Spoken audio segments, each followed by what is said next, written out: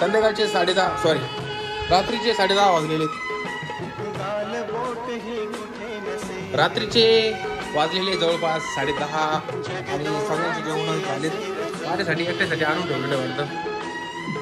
बाकी मनीषा काय करते बघू. माझे काय करते रे.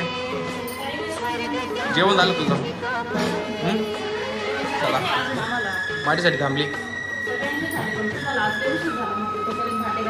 हो कधीच एकटे जेवण करत नाही.